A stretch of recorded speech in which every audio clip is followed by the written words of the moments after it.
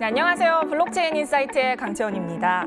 자, 아랍에미레트의 아답솔루션사가 세계 최초로 이슬람 암호화폐 거래소 출시 계획을 밝히면서 이슬람 투자자들의 대규모 자금 유입이 예상이 되고 있어 시장에 이목이 집중되고 있습니다. 자, 이렇게 암호화폐를 둘러싼 끊임없는 논란에도 불구하고 국가, 사상 그리고 이제는 종교까지 초월해 많은 거래소들이 생겨나고 있는데요. 이 역시 전 세계의 암호화폐에 향한 강한 관심이 반증되는 사례가 아닌가 하는 생각이 듭니다. 자, 블록체인의 모든 것 블록체인 인사이트 지금부터 시작합니다.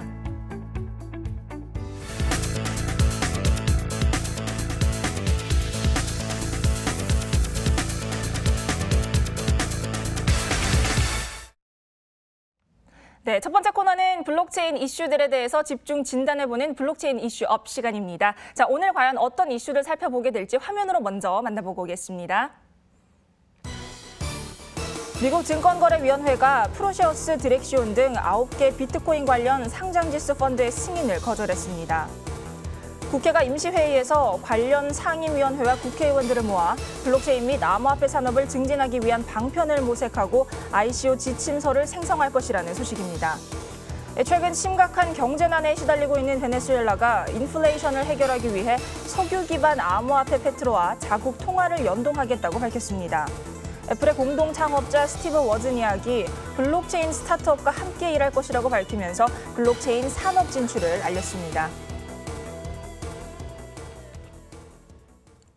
네, 오늘의 블록체인 이슈업 함께 해주실 분이죠. 한국블록체인협회 김현기 위원 나와 계십니다. 네, 위원님 안녕하세요. 네, 안녕하세요. 네, 반갑습니다. 자, 오늘 첫 출연이신데 저희가 오늘도 좀 다양한 이슈들이 많이 나와 있는데 우선은 저희가 좀 국내 이슈를 살펴봐야 될 것 같습니다. 네. 국회에서 지금과는 다르게 좀 다른 목소리가 나오고 있는 것 같아요. 자, 우선 처음부터 좀 짚어봐야 될 것 같은데 처음부터 좀 자세히 짚어주시죠. 네, 일단 8월 임시국회가 지난 20일 상임위원회 일정이 시작되면서 본격적으로 가동됐죠. 네. 국내 블록체인 업계가 주목할 만한 점은 이번 임시국회에서 암호화폐 산업 증진 및 규제 방안 네. 그리고 ICO 지침서를 본격적으로 토론하기 시작했다는 점입니다. 지난 5월 말 국회 4차 사업혁명 특별위원회 4차 특위라고 네. 하는데요. 네. 이 4차 특위가 채택한 활동 결과 보고서를 토대로 ICO 허용 등 암호화폐 거래의 법 제도적 근거를 마련하겠다는 게 이번 토론의 핵심입니다.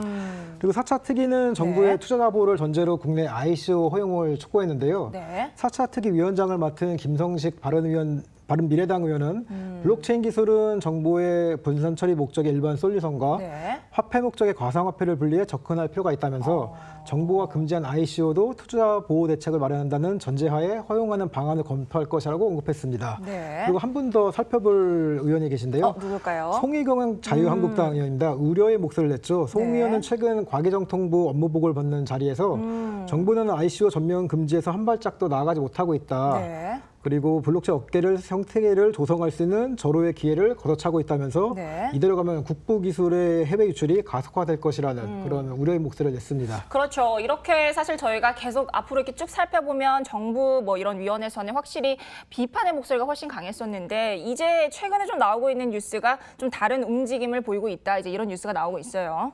네, 그 국회의원들이 ICO를 허용하라는 목소리를 높여가고 있는 가운데 네. 암호화폐 및 블록체인 정책 마련에 긍정적으로 볼 수 있는 부분이 있습니다. 바로 한동안 주춤했던 암호화폐에 대한 정치권의 관심이 다시 급부상하고 있는 건데요. 네. 지난 21일에 바른미래당 정치개혁 특위 차원에서 4차 산업혁명 시대 블록체인 정당에 대한 정책 토론에 걸렸습니다. 이 토론에서는 그 ICO에 대한 직접적인 언급은 없었습니다만은 당원들에게 암호화폐를 보상으로 주면 보다 활발한 정치 참여 활동이 일어날 것이다 라는 주장이 제기됐거든요. 네. 예. 그래서 정부가 블록체인 산업 육성과 암호화폐 시장 금지사에서 정책 엇박자를 내고 있는 가운데 좀 나온 발언이라서 그렇죠. 좀 눈길을 끌고 있죠. 네. 그리고 30일에도 추경호 자유한국당 의원이 한국금융 ICT 융합협회하고 공동으로 블록체인의 미래 그리고 과제라는 주제로 세미나를 엽니다. 그리고 이외에도 현재 여의도 국회에서는 블록체인 산업 입법을 위한 모임이 추진되는 등 하반기 암호화폐와 블록체인을 둘러싼 국회 활동은 더 활발하게 움직일 것으로 보여집니다. 자, 이렇게 국회의 어떤 이렇게 움직임이 좀 활발하다는 거는 그래도 좀 좋은 사인이 아닐까 하는 생각이 드는데요. 여기서 살펴볼 게 또 최근에 이런 국회의원들의 어떤 해외 활동도 좀 굉장히 활발히 이루어지고 있죠. 네, 그렇습니다. 여야가 초당적으로 반드시 협력해야 하는 게 입법이라는 건데요. 네. 최근 정무위 여야 간사단이 함께 해외 출장을 다녀서 눈길을 끌고 있습니다. 민병도 정무위원장, 네. 정재호 더불어민주당 의원, 김종석 자유한국당 의원, 최혜서 정의당 의원 등 이게 정무위원회 여야 간사단이 독일하고 프랑스를 5박 7일간 다녀왔는데요. 네. 또 주목할 만한 게 블록체인 업계에서 아무래도 스위스 주크를 방문했다는 게 가장 주목할 만한 것입니다. 그렇죠. 예, 주크는 잘 아시다시피 크립토밸리라고 네. 불리면서 크립토 이쪽의 성지라고 불리지 않습니까? 그렇죠. 예. 그래서 이번에 그 정재호 의원이 말에 의하면은 네. 스위스 직후에 가보니 수많은 스타트업 벤처 기업들이 세계 투자자들을 대상으로 ICO를 통해 성장 발표를 마련한 게 눈에 띄었다라고 말하면서 여야 네. 의원 모두 ICO를 맡기만 할 것이 아니라 그렇죠. 새로운 시장으로 봐야 한다는 공통된 생각이 있었다라고 분위기를 전했습니다. 네. 그리고 추혜선 의원도 한 가지 또 덧붙였는데요. 네. 블록체인 기술 혁신을 위한 규제 완화에 대한 많은 얘기가 오갔다고 전했습니다. 알겠습니다. 자, 이렇게 해서 아무래도 살펴보면 이제 국회에서 어느 정도 암호화폐에 대한 관심이 다시금 좀 급부상이 하고 있는 것 같거든요. 어떻게 앞으로는 좀 어떻게 예상을 해볼까요? 네, 일단은 일각에서는 다시 불붙기 시작한 정치권의 블록체인과 ICO에 대한 관심이 하반기 정기국회 및 감사를 앞두고 정치권의 의제 선점 경쟁에 나선 거 아니냐는 그런 좀 우려의 목소리도 있습니다만은 네. 이처럼 여야가 같은 생각을 갖고 한 몫을 낸다면은 향후 정부도 부분적으로 ICO를 허용하지 않을까 하고 좀 조심스럽게 예측해 봅니다. 네, 이렇게 대한민국 국회의 어떤 ICO 암호화폐 허용 논의에 대한 이슈를 저희가 좀 살펴봤는데, 자, 이번 이슈 저희가 좀 정리하면서 한 줄 평 어떻게 줄 수 있을까요?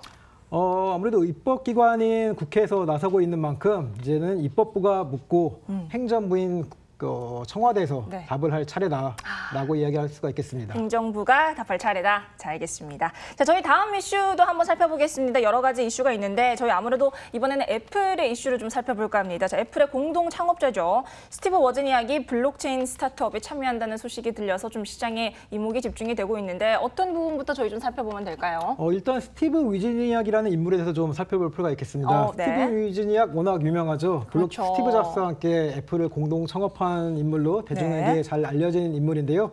애플에서는 개인용 컴퓨터 개발을 담당했고 그 이후에는 현재 테크 분야의 구루로서 평가받고 있는 정말 이 업계에 있어서는 영향력이 매우 큰 인물이라고 그렇죠. 할 수가 있습니다. 네. 그리고 워즈니악 같은 경우는 비트코인과 블록체인에 대해서 과거부터 쭉 주장을 해왔었는데요. 어떤 주장이었냐면은 비트코인은 순수한 디지털 금이다.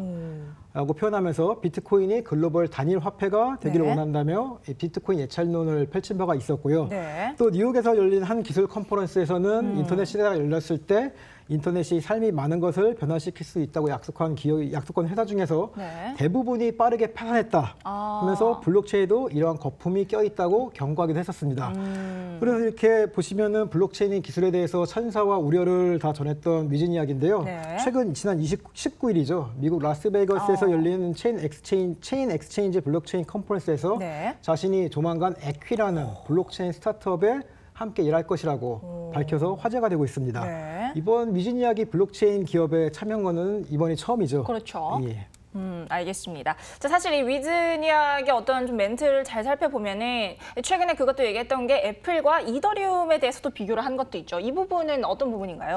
네, 그 부분 같은 경우는 위즈니악이 자신이 몸담았던 애플의 웹스토어랑 그리고 이더리움의 플랫폼을 비교하는 발언을 했는데요. 그는 두 가지 모두 수천 개 기업의 개발과 애플리케이션의 운영을 돕는 데서는 유사하지만 네. 이더리움은 한 사람만의 블록체인 어플리케이션 도구를 제공하는 데서 다르다라고 주장했습니다.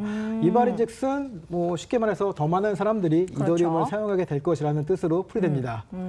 알겠습니다. 자, 이렇게 위즈니악이 블록체인이 최근 인터넷 시절을 연상하게 만든다 이런 식으로 얘기를 계속해서 하고 있는데, 자, 오늘 이번 이슈 저희 살펴보면서 한 줄 평 어떻게 정리를 할 수 있을까요? 네, 위즈니악이 블록체인은 초기 인터넷 시장을 연상케 한다고 말한 만큼 앞으로는 이제 개인 PC와 인터넷 시대를 열었던 거장들이 블록체인 업계의 속속들이 등장할 것으로 예상이 되거든요. 네. 그래서 제가 한 줄 평을 내리자면은 네. 블록체인 산업 육성에 신호탄을 쏘아 올린 위즈니악이라고 말할 수가 있겠습니다. 신호탄을 쏘아 올린 위즈니악, 알겠습니다. 자, 저희가 최근 저희가 앞에서 타이틀에서 얘기하지 않았는데 저희가 북한 얘기를 좀 같이 해봐야 될 것 같아요. 최근 이제 북한의 개방적인 행보가 블록체인에까지 좀 이어지고 있는데 이 대북 소식통에 따르면 오는 10월이죠. 블록체인과 관련한 국제 컨퍼런스를 북한에서 개최를 할 것이다. 이런 얘기가 나오고 있는데 관련 내용이 좀 어떻게 될까요? 네, 그게 블록체인 전문 매체에서 단독으로 보도한 내용인데요. 네. 일단은 좀 더 사실 여부를 좀 확인할 필요가 있겠습니다. 예, 업계에서도 많은 분들이 예의주시를 좀 하고 그렇죠. 있고 아무래도 사실 굉장히 화제예요. 처음 듣는 일이다 보니까는 네. 많이 관심을 가지고 있고요. 네. 아무래도 북한인 이슈인 만큼 좀 신중하게 접근할 필요가 있지 않을까라고 생각이 들고요. 네. 만약 사실이라면은 엄청난 센세이션 될 것 큰 같아요. 화제가 되겠죠. 네, 알겠습니다. 자, 이렇게 오늘 블록체인 이슈업 저희 특별한 분 모셨죠. 한국블록체인협회 김현기 전문위원과 함께 얘기를 좀 나눠봤습니다. 네, 위원님 오늘 감사합니다. 네, 감사합니다.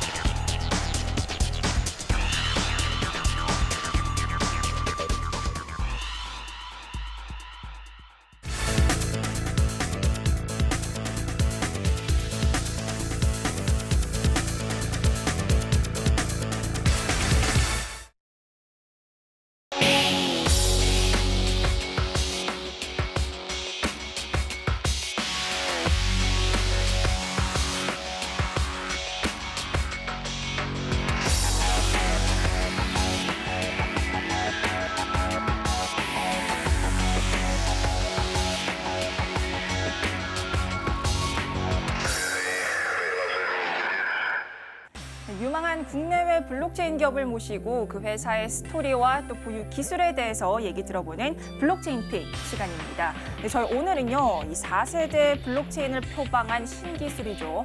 바로 큐브체인의 개발로 올해 대한민국 인터넷 기술상을 수상한 기업입니다. 자, 오늘 큐브 시스템의 저희 김동호 CEO 모시고 자세한 얘기 한번 들어보도록 하겠습니다. 네, 대표님 안녕하세요. 네, 안녕하세요. 네, 반갑습니다. 네, 반갑습니다. 오늘 뭐 첫 방송 출연이라고 하시는데 떨리진 않으시나요? 예, 떨리진 않네요. 네, 다행이네요. 그럼 저희가 오늘 좀 여쭤볼 얘기가 너무 많아가지고 저희 질문을 좀 드려보도록 할게요. 사실 큐브 시스템이라는 기업 이름보다는 사실 이미 좀 큐브 체인으로 많이 알려져 있는데 사실 정확히 아직 저조차도 큐브 체인이 뭔지 좀 생소한데 우선 큐브 체인이 뭔지 좀 설명 좀 부탁드릴게요. 예. 블록체인에 대해서는 사람들이 많이 알고들 계실 겁니다. 네. 기존의 블록체인의 기술 구조를 잠깐 설명드리면 시간 순서대로 만들어지는 블록을 전 블록의 해시값을 이용해서 연결한 구조입니다. 이런 블록체인 구조 덕분에 블록체인은 무결성의 장점을 가지고 있는데요. 네. 이제 블록 사이즈가 점점 커질수록 블록체인의 단점이 좀 보이기 시작하죠. 그렇죠. 예, 블록을 검색하고 생성하고 업데이트하는 데 걸리는 시간이 점점 더 길어질 수밖에 없는 구조입니다. 큐브체인은 이러한 블록체인의 기존 기술적 단점을 어떻게 하면 뛰어넘을까에서 시작을 했어요.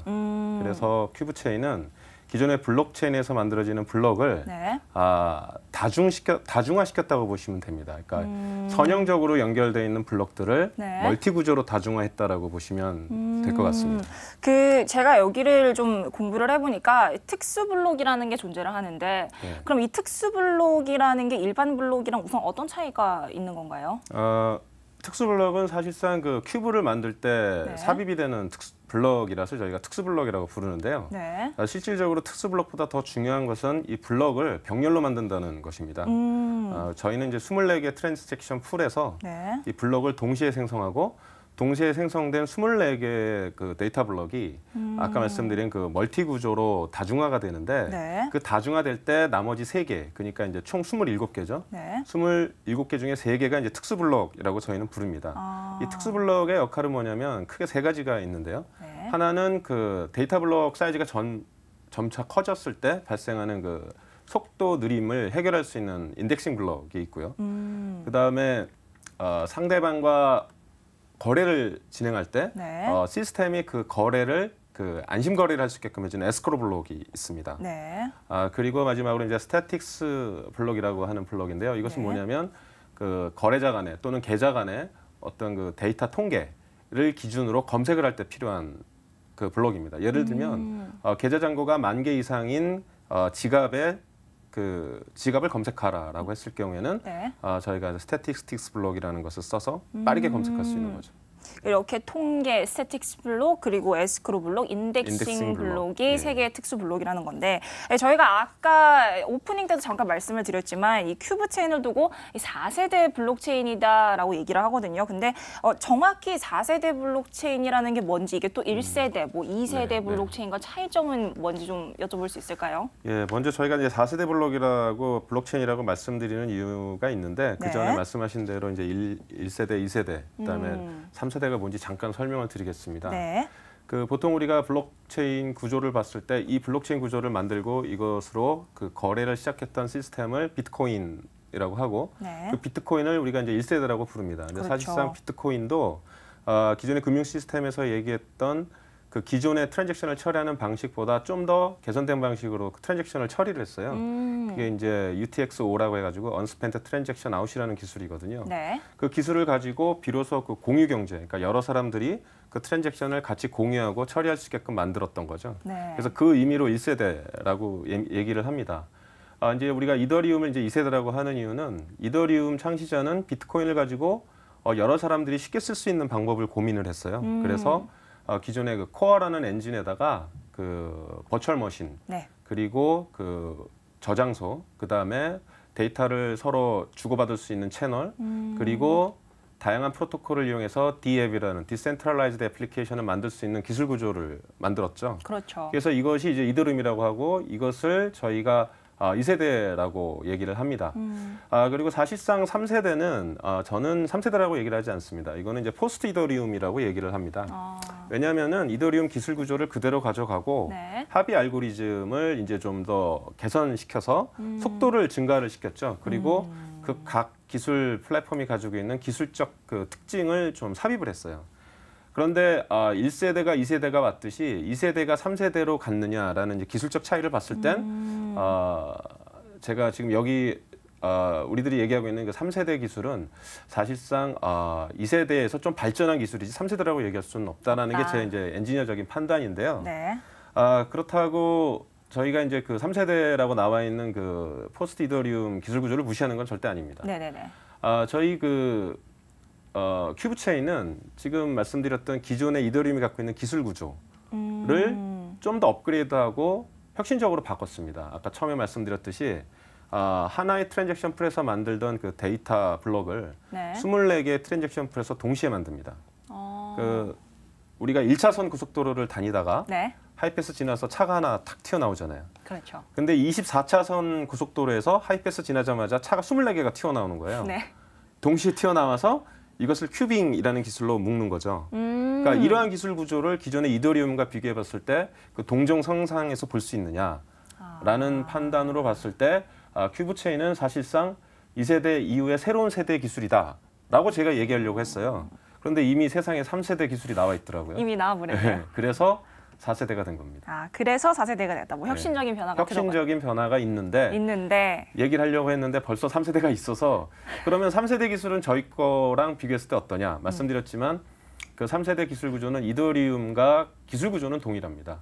합의 알고리즘이나 개선 사항이 포함이 된 거지 혁신적인 세대를 아룰 수 있는 혁신적인 기술이 반영됐다고 저는 보지 않기 때문에 감히 저희가 4세대 기술이라고 얘기를 하고 있습니다. 사실 이 지금까지 이렇게 말씀을 들어보니까 큐브 체인에 대한 기본적인 개념이 저는 이해가 가는데 근데 아까도 방금 말씀하셨다시피 이런 혁신적인 변화가 좀 들어가 있는 만큼 제가 이제는 좀 기술적인 부분을 여쭤보고 싶은데 큐브 체인만의 뭐 특징, 강점 이런 거는 뭐가 있을까요?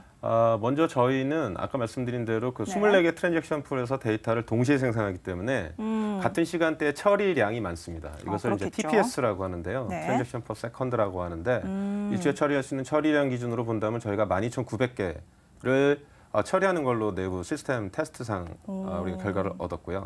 그래서 이더리움 대비 처리량이 많다라는 기술적 특징이 있습니다.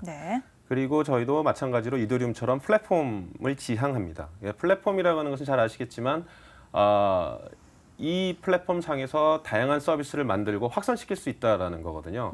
아쉽게도 비트코인은 플랫폼 구조가 아니기 때문에 다양한 서비스나 애플리케이션을 만들어서 확산하기는 사실상 좀 어렵습니다.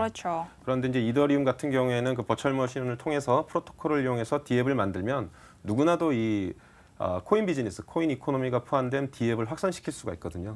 그것이 이제 이더리움의 특징인데 저희도 마찬가지입니다. 그래서 플랫폼 기술 구조의 코인이다, 블록체인이다라고 이렇게 말씀을 드릴 수가 있고요. 네. 그리고 마찬가지로 저희도 마더코인 역할을 합니다. 마더코인이라는 건 뭐냐면 저희 메인 넷에서 토큰, 다양한 토큰을 만들어낼 수 있는 거거든요. 그거 역시 가능하고요. 네. 그리고 이제 무엇보다도 4세대 이름에 걸맞게 기술 구조도 그렇고요. 사용처가 상당히 많아질 겁니다. 예를 들면은 블록체인이 그동안 어디에 사용되냐를 많이 고민들 많이 하시고 거기에 맞는 코인이라고 얘기를 많이 하시잖아요. 그렇죠. 근데 보통 제가 생각하는 그 사용처는 크게 공공 분야, 그리고 금융 분야, 그리고 이제 이커머스 분야라고 저는 생각을 하고 있어요. 네. 공공 분야는 이제 정부가 주도를 하고요. 금융 분야는 금융기관들이 주도를 하잖아요. 그렇죠. 저희 같은 민간 기업은 이커머스 분야에서 두각을 나타내야 된다고 저는 보고 있습니다. 그리고 이커머스는 잘 아시겠지만 상당히 많은 부분의 서비스가 존재하고 그렇죠. 업체도 많고요. 예, 그 유저 수도 많고요. 거기에 맞게끔 저희도 5가지의 서로 다른 그 프로토콜을 이용한 서비스 API를 만들어서 릴리즈할 계획입니다. 그래서 이 4가지를 합쳐서 저희는 큐브 체인이 다른 그러니까 블록체인 기술이나 코인이 갖고 있지 않는 좀 독특한 그리고 차별화된 기술이다. 그리고 코인이다라고 말씀을 드릴 수 있습니다. 아무래도 이 분야가 좀 다양한 만큼 기회가 더 많을 것 같은데 네. 자 그럼 이러한 4세대 블록체인 큐브 체인을 개발하신 그 배경이 좀 저는 궁금하거든요. 네. 사실상 이건 제가 혼자 개발한 건 아니고요. 저희 네. 회사의 핵심 엔지니어들과 이제 같이 이 부분에 대해서 아이디어를 내기 시작한 게 사실 큐브 체인의 시작이었는데 그때 네. 당시 저희 엔지니어 중에 이제 리더라고 보는 분이 수년간, 십수년간 그 증권 시스템을 개발했던 분이에요. 그래서 이제 우리가 블록체인을 얘기할 때는 그 디센트럴라이즈를 얘기 많이 그렇죠. 하잖아요. 그러니까 네. 기존에 10년 이상을 센트럴라이즈돼서 근무했던 이제 개발자였죠. 네. 그분이 이제 블록체인 구조를 보면서 우리가 만약에 디센트럴라이즈되어 있는 블록체인 기술을 개발한다면 이더리움을 뛰어넘을 수 있는 기술 구조를 개발할 수 있겠다라고 이제 아이디어를 내기 시작하면서 이 개발이 시작이 됐습니다. 그게 언제쯤? 그게 이제 2년 전 얘기죠. 벌써 2년 벌써 전. 2년이 됐습니다. 그럼 사실 이런 개발 동기를 저희가 좀 들어봤는데, 자 그럼 여기서 이제 김동호 CEO가 걸어오신 길이 저는 좀 궁금한데 과거 이력이나 경력을 좀 말씀을 해주실 수 있을까요? 예, 좀 제 경력을 얘기하면 뭐 한 권의 책이 넘을 수도 있는데 얘기해도 될까요? 네, 그럼요. 마음껏. 네, 저는 컴퓨터공학을 전공했습니다. 네. 컴퓨터공학을 전공했고 사실 동종 분야에서 25년 근무하고 있네요, 제가. 그래서 대기업, 그다음에 이제 그 모바일 이동통신사에 네. 다양한 서비스를 개발했고 지금도 그 서비스를 쓰고 있습니다. 제가 얘기하면 바로 스마트폰에서 쓰고 계신 서비스를 말씀드릴 수도 있는데 네. 그건 이제 좀 이제 그 회사의 이제 홍보 효과가 되니까 그건 좀 자제하고. 네. 그래서 한 25년 동안 디지털 방송 분야, 그다음에 무선 모바일 분야, 그다음에 그 기업용 그 정보 시스템 분야 다양하게 개발을 했었고 매니징을 했었습니다. 네. 자, 그럼 이런 이 큐브 체인을 기반으로 한 플랫폼은 또 어떤 식으로 구성이 또 돼 있나요? 저희 큐브 체인은 아까 말씀드렸던 대로 이커머스를 지향합니다. 이커머스에서 필요한 것이 무엇인지를 많이 고민을 했고요. 네. 저희 큐브 체인 기술 기반으로 우리가 이커머스에 제공할 수 있는 오픈 API가 어떤 것이 있느냐, 서비스가 어떤 것이 있느냐를 많이 고민을 했습니다.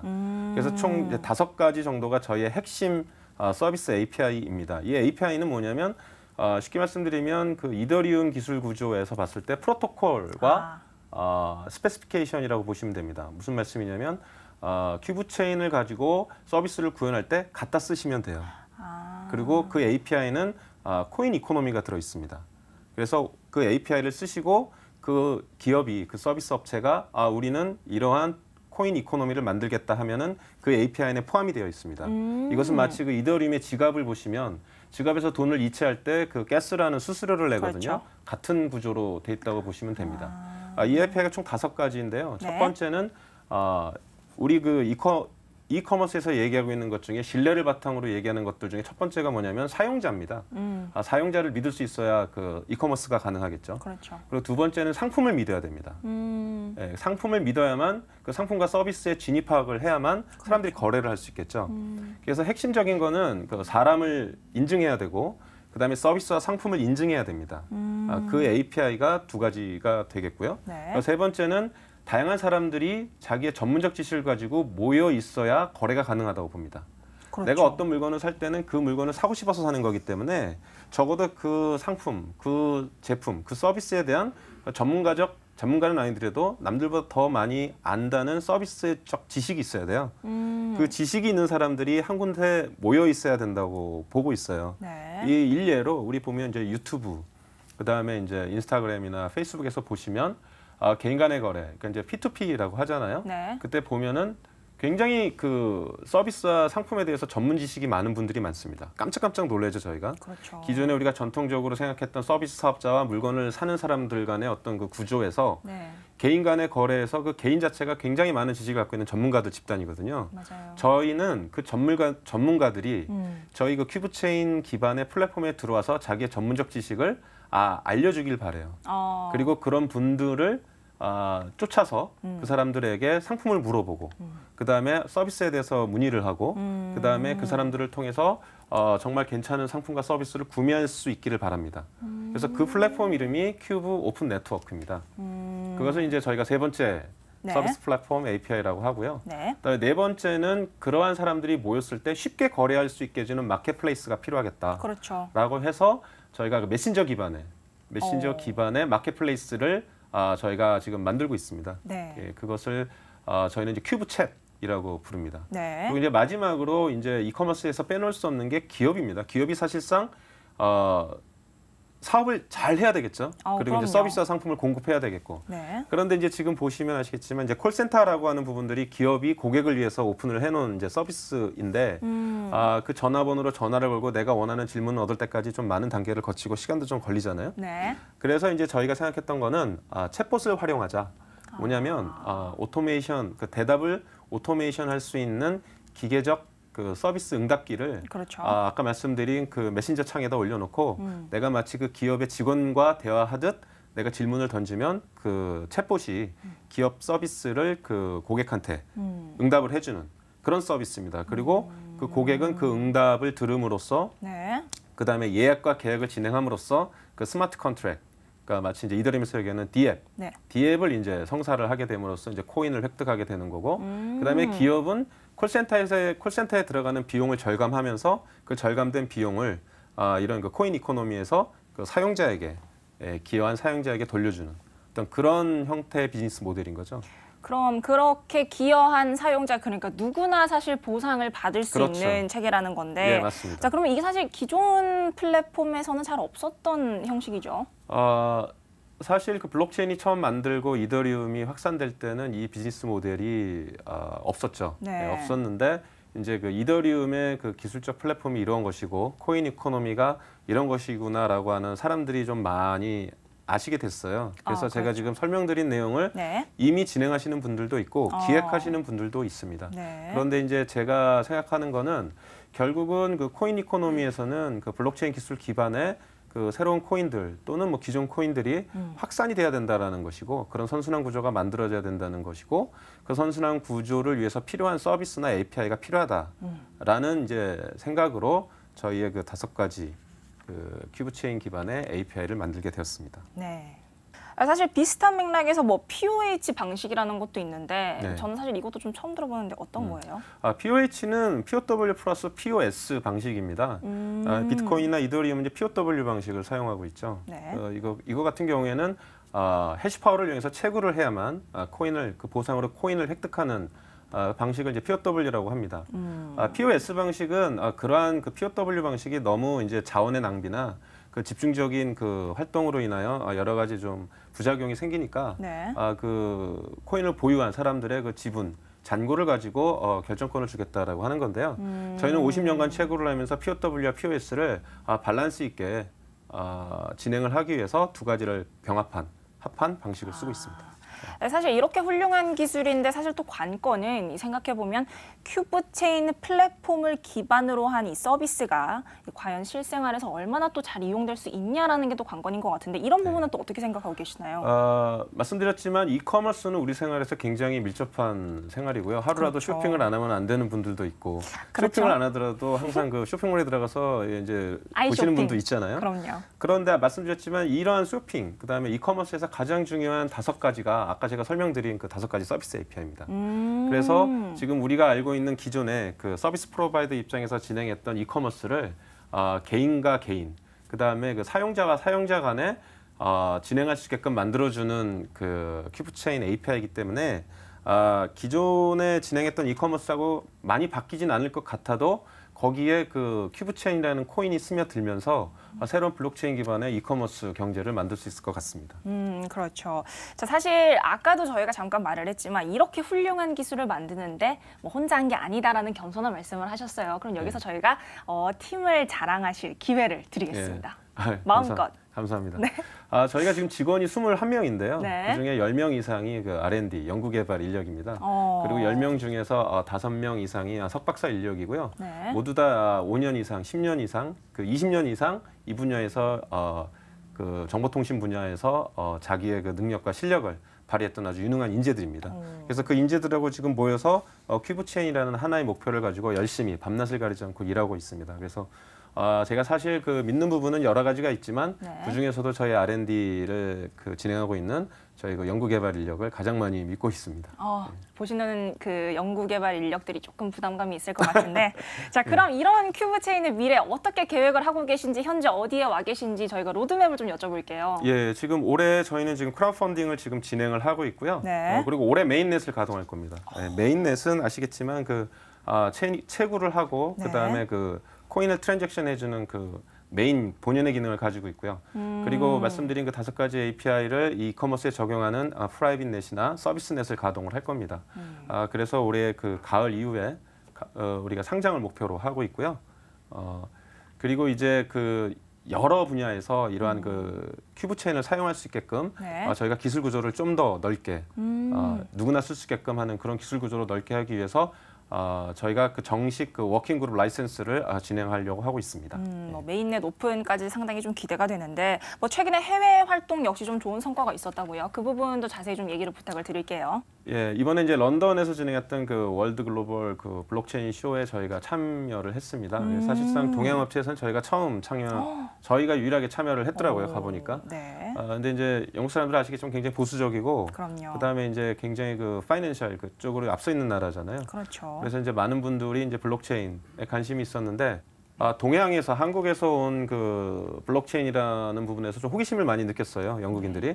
거기에다가 이제 큐브체인이라는 새로운 기술 구조를 소개하고 저희가 앞으로 할 것이 이것이다라고 얘기를 했더니 많은 분들이 관심을 갖고 사실상 저희 기술 구조를 발표하는 시간에 자리가 없을 정도로 사람들이 몰렸고 저희 부스에 와가지고 다양한 질문을 저희한테 하시고 저희가 답변을 했습니다. 그리고 앞으로 이제 오랫동안 같이 갈 수 있는 사업자 파트너 역시도 이번 런던에서 만나게 되었습니다. 뭐 이 정도면은 굉장히 성공적이었다고 저는 좀 생각이 드는데, 자, 그럼 저희 마지막으로 이 큐브체인을 통해서 이루고자 하는 혹은 원하는 블록체인 생태계는 어떤 모습일지 여쭤보겠습니다. 이것은 이제 저의 목표라기보다는 블록체인이 가지고 있는 본연의 어떤 그 목표라고 저는 보고 있습니다. 네. 기존에 중앙화돼 있던 경제, 중앙화돼 있던 사회, 중앙화돼 있던 시스템을 디센트럴라이즈드, 사용자들에게 돌려주는 시스템이죠. 그리고 공유의 경제입니다.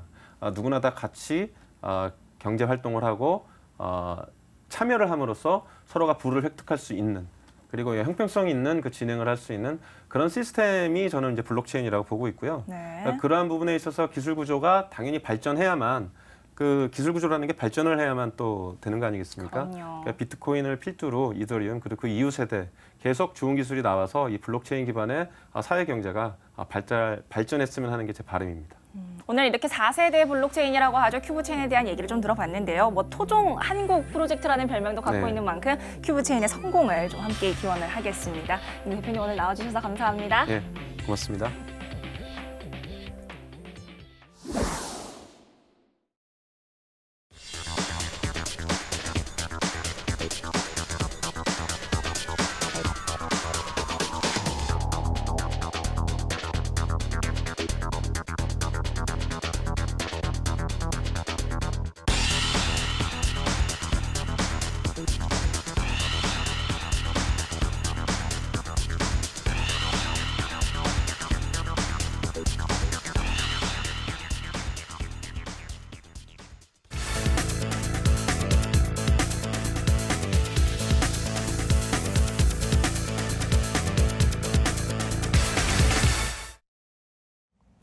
크립토인포 시간입니다. 여러분들의 투자 방향에 좀 도움을 드릴 텐데요. 오늘 암호화폐 차트 분석과 함께 실전 전략까지 알려주실 분이죠. 1000프로 암호화폐 전문가 모셨습니다. 네, 전문가님 안녕하세요. 네, 안녕하세요. 네, 반갑습니다. 자, 저희가 본격적으로 좀 시작을 해보기 전에 우선 이번 주 암호화폐 시장 흐름 어땠는지 그리고 다음 주는 과연 어떻게 예상을 하시는지 전망부터 좀 듣고 가도록 하겠습니다.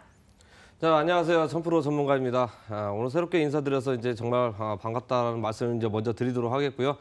정말 이제 이 프로를 통해서 우리 이제 시청자분들에게 이제 앞으로 가상화폐 그 시장에 이제 그 시황이라든지 그다음에 그 기술적 분석을 낱낱이 이렇게 파헤쳐 드리면서 큰 수익을 낼 수 있는 그러한 전략들을 많이 소개를 해드리도록 하겠습니다. 자, 일단은 지금 어제자에 이제 큰 이슈가 있었습니다. 지금 이제 뭐 가상화폐 시장에 이제 ETF 상품 자체가 이제 승인이 이제 되나 했더니 9건이 이제 거절이 되면서 큰 폭으로 이제 하락폭이 이제 많이 나왔었는데요. 자, 결국에는 뭐 예정이 돼 있었던 수준이 아니었을까라는 조심스럽게 이제 예상을 해봤던 그런 장세였습니다. 하지만 비트코인 선물 시장에서 이미 상승폭을 올려놨지만 그 상승폭의 하락폭을 반납하는 그러한 장세가 펼쳐졌었는데요. 자, 오늘도 지금 시장 자체가 좀 뭐 횡보 장세로 이제 흐름들이 이제 보여주고 있는 상황입니다. 자, 앞으로는 이 ETF권 자체가 뭐 한 3건 정도 더 남아 있긴 한데 지금 어제자에도 이제 이렇게 악재로 나와서 그 매물 폭탄이 이제 나왔는데 앞으로가 이제 중요한 것 같습니다. 결국에는 이제 상승 재료가 이제 모멘텀이 이제 없다 이렇게 이제 보시면 좋을 것 같고요. 만약에 이제 상승이 되려고 하면 ETF만한 정말 이제 파괴력 있는 그러한 재료가 나오지 않는 이상 이제 가격적인 부분과 기간 조정이 좀 현재 나올 것이다. 자, 이렇게 예상을 해보셔도 좋을 것 같다. 이렇게 말씀을 드리도록 하겠습니다. 네, 이렇게 해서 시장이 아무래도 좀 상승 모멘텀이 조금 부족한 상황인 것 같은데요. 앞으로는 좀 관망을 어느 정도는 하시면서 보시면 좋을 것 같습니다. 자, 그럼 여기서 이제 시장에 관심이 큰 시총 상위 코인들의 흐름도 저희가 좀 살펴봐야겠죠. 자, 비트코인 먼저 좀 살펴주실까요? 자, 비트코인 코인 먼저 확인해 보도록 하겠습니다. 자, 비트코인 현재 어제자였죠. 어제자 이제 하락폭이 이제 나오면서 오늘자 큰 거래량 없는 지금 기술적 반등만 현재 나와 있는 상황입니다.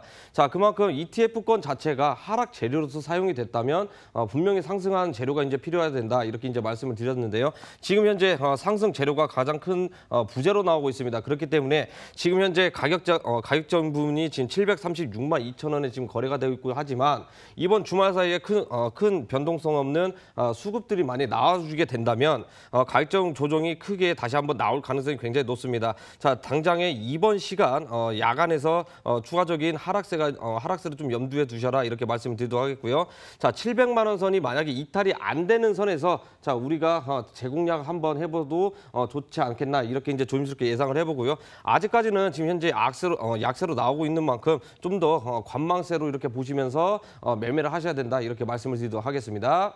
알겠습니다. 자, 이번에 저희가 지금 비트코인에 대해서 살펴봤는데요. 아무래도 약세 흐름을 아직까지는 좀 이어가고 있는 상황인 것 같습니다. 자, 이번에는 계속해서 저희가 이더리움도 좀 살펴봐야겠죠.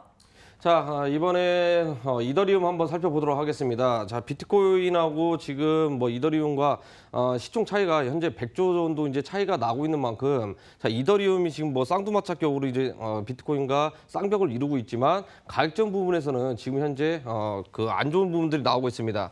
자, 일단 이더리움 같은 경우는 전체 시장 자체가 하락세가 나오고 있고요. 자, 예전에 과거에 비트코인이 엄청난 큰 상승을 보여줬을 때 이더리움 같은 경우에는 오히려 상승폭이 제한이 많이 걸려 있었습니다. 자, 그 중에 하나가 ICO 재료입니다. 자, ICO 재료가 이더리움이라고 이제 볼 수 있겠는데요. 지금 현재 ICO가 성공적으로 스타트업 기업들이 성공적으로 이렇게 나오면서 지금 기술 개발을 들어가려면 이 ICO의 재료인 이더리움을 시장에 매도로 나와야 됩니다. 자, 그 현금으로 이제 개발이 들어가야 되는데 지금 현재 그게 악성 매물로 지금 현재 나오고 있으면서 지금 31만 1,450원 가격대 지금 30만 원 초반대 지금 형성이 돼 있습니다. 자, 앞으로는 이더리움 같은 경우에는요. 지금 현재 가격 조정이 어느 정도 더 나올 거라고 좀 생각을 하고 있습니다.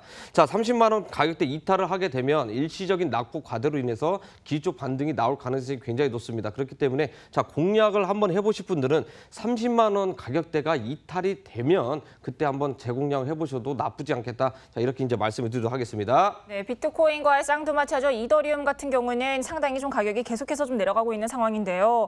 비트코인 시총 이더리움과 약 100조 원 차이가 나면서 도미넌스 좀 심한 상태로 보이는 가운데 30만 원 선이 이탈이 되면은 그때는 좀 공략을 해도 좋지 않을까 하는 의견을 주셨습니다. 자, 이렇게 해서 저희가 좀 시총 상위 코인이 암호화폐들의 흐름을 살펴봤는데요. 자, 그렇다면 이번에는 한 주간 시장에서 주목받은 혹은 주목하면 좋을 것 같다 하는 코인, 어떤 코인 오늘 들고 오셨을까요?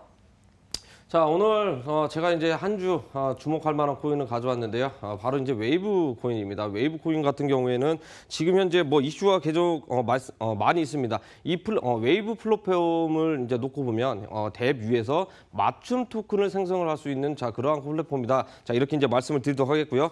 자, 일단 암호화폐와 법정화폐 이제 분산 거래 시스템을 가지고 있는 그런 코인입니다. 자, 가장 큰 장점이라고 이제 살펴볼 수 있는 게 뭐냐면 낮은 수수료가 있을 거고요. 거기에다 대고 지금 전송 속도, 트랜잭션 속도가 굉장히 빠르다. 이렇게 이제 보시면 좋을 것 같고요. 자, 마지막으로 또 한번 큰 장점이 있습니다. 자, 보안성 강화가 가장 크게 이제 중요한 부분이 있습니다. 지금 우리 이제 가상화폐, 암호화폐 매매하시는 분들의 이제 가장 큰 걸림돌이라고 하면 해킹, 그다음에 개인정보 보호라든지 이런 부분이 가장 큰 대두라고 이제 생각을 할 수 있는데, 자, 웨이브 코인이 그 부분에 맞춰져 있는 특화된 코인이지 않을까. 자, 이렇게 이제 말씀을 드리도록 하겠고요. 자, 그다음에 이제 웨이브 코인의 또 마지막 또 이제 장점이 있습니다. 각 거래소에서 웨이브 코인을 이제 거래를 하게 되면은요, 이 웨이브 코인이 만약에 사용자가 거래가 처리가 안 된다 그러면 다른 사용자가 절대 주문을 볼 수 없는 그러한 개인 정보 보호가 가장 큰 이점이 있습니다. 그렇기 때문에 웨이브 코인 이번 한 주 동안 그 특징 있게 살펴보셔도 좋을 것 같고요. 앞으로도 조심스럽게 이렇게 한번 관심 있게 보셔도 좋을 것 같다. 이렇게 말씀드리도록 하겠습니다. 자, 이어서 바로 기술적인 분석 한번 보도록 하겠습니다. 자, 웨이브 코인 같은 경우에는 지금 현재 단기적인 바닥 부분에서 대량의 거래량이 이제 출하가 됐지만 지금 거래량이 현재 수심이 많이 죽어 있는 상태입니다. 자, 하지만 저점을 계속해서 높여지면서 중간에 큰 거래량을 동반한 매수 거래량들이 이렇게 포착이 됐었는데요. 자, 이번에 지금 현재 비트코인 자체가 ETF권으로 약세가 나오면서 지금 알트코인들도 전반적으로 시세 자체가 약하게 나오고 있는 건 맞습니다. 하지만 자, 웨이브 코인 같은 경우는 오히려 양봉을 띄워주면서 다시 한번 2차 되돌림 파동을 나오려고 하는 그러한 맥점 자리가 지금 현재 나오고 있는 상태입니다. 자, 그렇기 때문에 직전 고점을 뚫고 다시 한번 큰 폭의 상승세를 기대해봐도 좋겠다. 자, 이렇게 말씀을 드리도록 하겠습니다. 이더리움과 동일한 이 분산 블록체인 플랫폼이죠. 러시아의 이더리움이라고도 불리는 웨이브, 2016년에 상장된 코인인데요. 현재 업비트 기준 2,300원 선에서 거래되고 있고 앞으로의 상승세가 기대가 된다라는 말씀을 해주셨습니다. 자, 이번에는 1000% 전문가께서 실전 전략을 알려주고 싶은 코인은 어떤 코인 들고 오셨을까요? 자, 오늘 제가 들고 온 코인은 정말 이제 기대를 해봐도 좋은 코인이다. 이렇게 말씀을 드리도록 하겠습니다. 자, 바로 이제 리스크 코인인데요. 뭐 이름만 들으면 정말 이제 위험성이 높은 코인 아니냐 이렇게 이제 생각을 하실 수도 이제 있겠는데, 자, 리스크 코인 같은 경우에는 지금 현재 각 거래소에 상장되어 있는 코인들을 한번 살펴보면요. 자, 거의 다 대부분 이더리움 플랫폼 기반으로 해서 만들어진 코인들입니다. 자, 리스크 코인도 그러한 코인이다. 이렇게 이제 말씀을 드리도록 하겠고요. 자, 일단 뭐 가장 큰 장점은 이더리움하고 가장 비슷합니다. 스마트 컨트랙트가 이제 가능하고요. 그다음에 이제 클라우드 저장이라는 또 이제 장점이 있습니다. 자, 이렇게 이제 시스템 개발을 하면서 사용이 가능하게끔 만들어져 있는 플랫폼 자체가 이제 리스크 코인이다. 이렇게 말씀을 드릴 수 있겠고요. 자, 여기서 또 이제 그 장점이 뭐냐면 이더리움과 다른 그 운영 방식입니다. 자, 이더리움 같은 경우에는 메인 체인 하나만 이제 운영이 되는데, 리스크 같은 경우에는 메인 체인이 따로 있지만 그 외에 다른 사이드 체인도 또 현재 존재를 하고 있습니다. 자, 사이드 체인 위에서 이렇게 대 위에서 이제 앱을 만들면서 생태계를 이렇게 발생시키는 그런 코인이다. 이렇게 말씀을 드리도록 하겠고요. 자, 리스크 코인은 개발진들이 현재 가장 이렇게 편하게 가깝게 개발을 할 수 있는 언어로 구성이 되어 있습니다. 바로 그게 뭐냐면 자바스크립트 언어로 개발이 쉽게끔 이렇게 만들어져 있다. 이렇게 보시면 좋을 것 같고요. 자, 그다음 마지막으로는 사이드 체인이 가장 중요한 게 뭐냐면, 우리가 한번 51% 공격을 많이 들어보셨을 겁니다. 블록을 51% 장악을 하면서 이중 출금이라든지 가짜 블록 이렇게 만들고 하는데, 자, 리스크 사이드 체인을 이용해서는 이 부분이 과부하가 되는 과정을 지금 분산을 시키는 그러한 특장점이 있고요. 자, 사이드 체인에서 혹시라도 이러한 과부하가 만약에 생겼다 하면 다른 체인에는 전혀 영향을 주지 않는 그러한 선에서 지금 만들어져 있는 코인이다. 가장 강력한 플랫폼이다. 이렇게 이제 말씀을 드리도록 하겠고요. 과거의 리스크 코인은 혹시라도 이제 매매를 해보신 분들이라면 중간중간 개별적으로 이렇게 움직이는 코인이라고 이렇게 말씀을 드릴 수 있을 것 같습니다. 자세한 것은 차트를 한번 보고 설명을 해드리도록 할게요. 자, 리스크 코인 지금 뭐 보시면 장기적인 하락세가 뭐 굉장히 많이 나왔습니다. 자, 이것만 보면 뭐 다른 알트코인들도 뭐 비슷한 흐름들이 이제 많이 이렇게 나왔는데, 자, 가장 최근이었죠. 단기적인 바닥 부근에서 지금 대량의 거래량들이 살펴 나오면서 지금 저점을 높이면서 계속해서 우상향되면서 올라가고 있는 상황입니다. 자, 과대 낙폭된 코인 중에 하나라고 이제 보시면 좋을 것 같고요. 자, 이 부분이 중요합니다. 지금 장대 양봉이 출현한 이후에 지금 엄청난 매수 거래량이 이렇게 출현이 됐는데요. 자, 그 이후로 지금 현재 매도 물량이 지금 현재 많이 안 보이고 상태입니다. 이 말은 무슨 말이냐? 자, 누군가가 바닥에서 리스크 코인은 물량을 가져간 이후에 아직은 시장에 매도 물량이 안 나왔다라고 이렇게 생각을 하시면 좋을 것 같은데요. 자, 리스크 코인 그래서 다시 한번 뭐 공략을 하시면 좋을 것 같다. 자, 2차 파동이 나올 가능성이 굉장히 높은 상태고요. 자, 공략 방법은 4,400원 부근에서 분할 매수로 이렇게 접근을 하시면 좋을 것 같고요. 자, 단기적인 목표가는 자, 5,000원 설정을 하면서 단기적으로 보시면 좋을 것 같고요. 그다음에 이제 손절 가격이 가장 중요합니다. 자, 알트코인이라든지 이 암호화폐는 손절 가격이 가장 중요하다고 이렇게 말씀드릴 수 있겠는데요. 자, 4,100원. 4,100원 정도 손절 가격 설정을 해두시고 접근을 하시면 나중에 이제 되돌림 파동 나올 때 큰 수익 가져가실 수 않나 이렇게 말씀을 드리도록 하겠습니다. 네, 이렇게 이더리움의 대체 암호화폐를 꿈꾸고 있는 리스크 코인이죠. 2016년에 런칭이 됐는데요. 업비트 기준 현재 4,400원 선에서 거래 중이고 목표가 5,000원 제시를 해주셨습니다. 자, 이렇게 해서 저희 오늘 크립토 인포는 1000% 전문가와 함께했는데요. 더 많은 정보 원하시는 시청자 여러분, www.plusbit.co.kr 홈페이지 참고하시면 더 많은 정보 얻으실 수 있으니까요. 꼭 한번 참고를 해주시면 좋을 것 같습니다. 자, 그럼 지금까지 플러스빗 1000% 전문가와 함께 오늘의 코인 알아봤습니다. 네, 전문가님 감사합니다. 네, 감사합니다.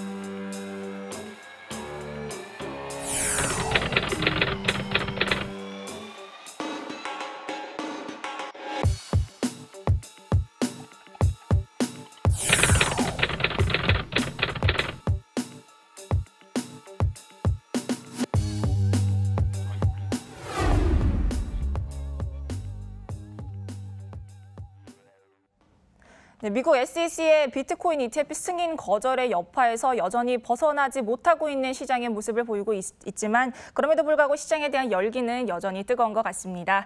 네, 블록체인의 모든 것 블록체인 인사이트 아쉽지만 오늘 저희가 준비한 시간은 여기까지입니다. 자, 그럼 저희는 다음 주 목요일 이 시간에 더욱더 알찬 소식으로 찾아뵙도록 하겠습니다. 네, 시청해주신 여러분 고맙습니다.